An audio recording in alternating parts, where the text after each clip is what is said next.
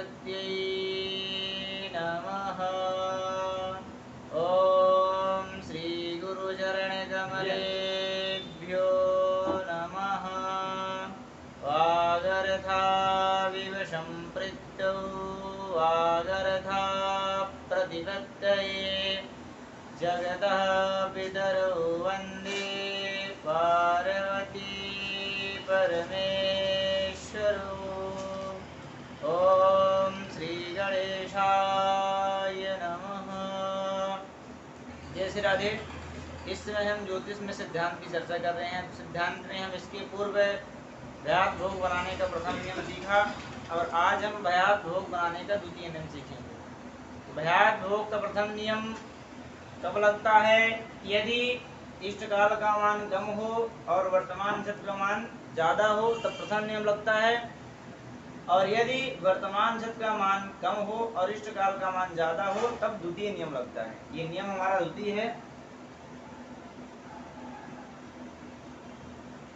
दूसरा नियम है, तो ऐसी स्थिति जब होती है कि वर्तमान नक्षत्र कम होता है और इष्ट काल ज्यादा होता है तब हमारा द्वितीय नियम लगता है।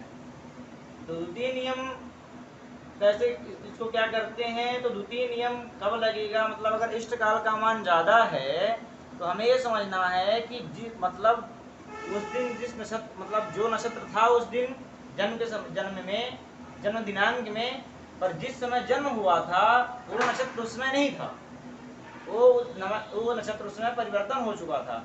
जैसे मान लीजिए दिनांक 10 को अश्विनी नक्षत्र है उदाहरण के लिए, पर हमारा जन्म हो रहा है उदाहरण के लिए दिनांक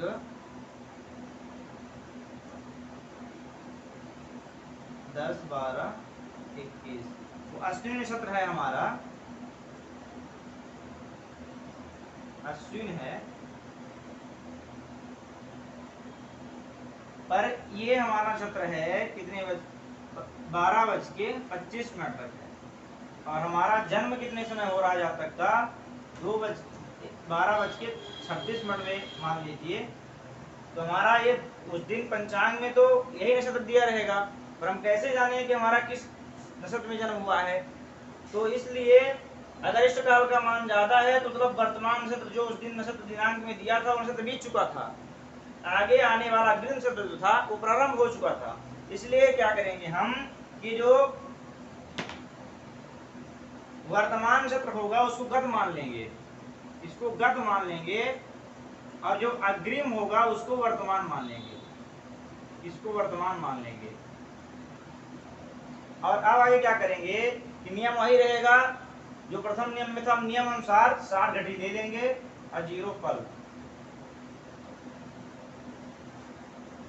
अब हमारा जो गत हुआ है, ये वर्तमान था पहले 12, 17, अब गत हो गया है, तो गत को हटाना है इसमें, तो 12, 17 यहाँ ले लेंगे, 12, 17 ये हमारा है गत। तो 12, 17 यहाँ बताया था, पहले भी मैंने पूर्व में बताया था कि यदि यहाँ 60 होता है, यदि यहाँ कम होता है यहाँ ज्यादा होता तो कैसे घटाना था? 60 हो जाएगा, अब 60 में 17 गए इधर 43 हो जाएगा, इधर 59 बचे। अब 59 में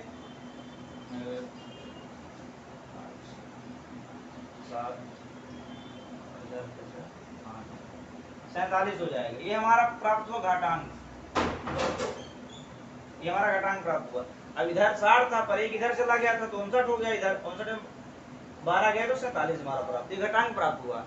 अब क्या करना है कि इसमें हमारा जो वर्तमान नक्षत्र का मान था उसको हमें प्लस कर देना है। तो पहले वर्तमान हमारा था ये जो गत हुआ है, पर अब हमारा वर्तमान हो गया, जो अग्रिम हुआ है वर्तमान हो, पहले जो अग्रिम था वो वर्तमान हो गया है, तो वर्तमान के प्लस कर देना 19, 13,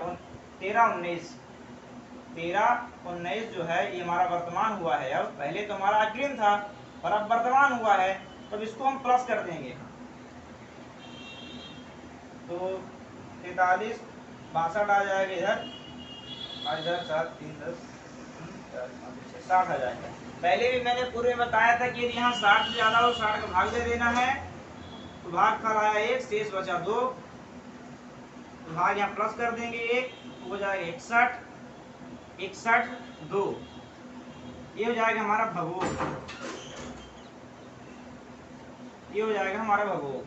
अब हमें एक भ्यात प्राप्त करने के लिए क्या करना है, गत शत्र लेना है। जो गत पहले वर्तमान था, अब गत हुआ है तो गत को लेना है। यहाँ 12 17 ले लेंगे हम, गत है हमारा, पहले तो वर्तमान था ये और अब गत हो गया है तो गत को ले लेंगे। अब इसमें इष्टकाल हम क्या करेंगे, इष्टकाल में से गत को घटाना है। तो पहले हम पूर्व में लेंगे इष्टकाल, क्षमा, पूर्व में हमें इष्टकाल लेना है तो पूर्व में ले लेंगे यहाँ इष्टकाल। इष्टकाल हमारा है 17 26। अब हम गत को घटा देंगे इसमें, तो गत हमारा कितना है 16 25, 16 25 हमारा क्या है, गत है। अब इसको घटा देंगे, हमारा है गत नक्षत्र, जो पहले वर्तमान था गत हो गया था वो गत है हमारा, इसको घटा देंगे तो 26 से 25 गए 1 बचा, इधर 17 में 16 गए 1 बचा। ये हमारा क्या हो गया, भयात। हमेशा ध्यान रखना है यदि हमें कहीं ये जानकारी प्राप्त करनी हो कि हमारा भयात भोग सही है कि नहीं, तो भोग जो हमारा है ये 68 से ज्यादा नहीं हो सकता है, घटी 68 ही होगी, 68 से ज्यादा नहीं हो सकती है, 68 से ज्यादा नहीं हो सकती है। पल 2-4 पल आगे हो सकता है पर घटी 68 ही होगी। यदि 68 घटी से कहीं ज्यादा आ रहा है तो मतलब हमारा भोग गलत है। अब जो हमारा भयात है तो भयात हमेशा भोग से कम ही होगा, अब 60 से ज्यादा नहीं हो सकता है, 60 से ज्यादा भी नहीं होगा और भोग से कम ही होगा। भोग से कम नहीं, 0 से ले मतलब 1 से लेकर के 68 तक भोग हो सकता है और भयात 1 से लेकर के 0 से लेकर के 60 तक हो सकता है।